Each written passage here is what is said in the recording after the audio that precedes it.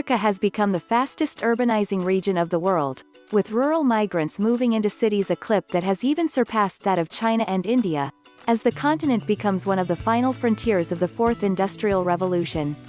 This rapid transition presents big challenges but also offers big rewards for countries willing to risk billions in an infrastructure building revolution unlike anything the world has seen before, and no country has answered Africa's call quite like China.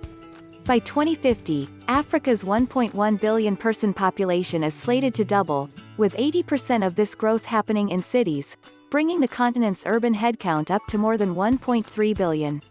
The population of Lagos alone is growing by 77 people per hour. According to McKinsey, by 2025 more than 100 cities in Africa will contain over 1 million people. With this breakneck pace of urbanization comes many unprecedented economic opportunities. The IMF recently declared Africa the world's second fastest growing region, and many are predicting that it is well on its way to becoming a $5 trillion economy, as household consumption is expected to increase at a 3.8% yearly clip to $2.1 trillion by 2025. The attention of the world is now drifting towards Africa, with comparisons to 1990s-era China are no longer coming off as radical projections.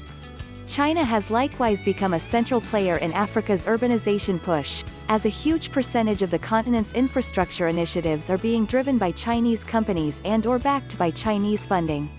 Right now you could say that any big project in African cities that is higher than 3 floors or roads that are longer than 3 kilometers are most likely being built and engineered by the Chinese.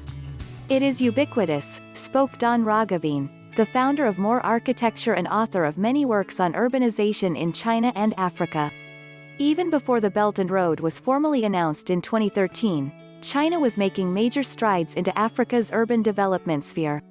When the Communist Party of China first came to power in 1949, it was virtually completely unrecognized by pretty much every other country in the world, most of whom favored the Republic of China, the former government that the Red Army chased away to Taiwan.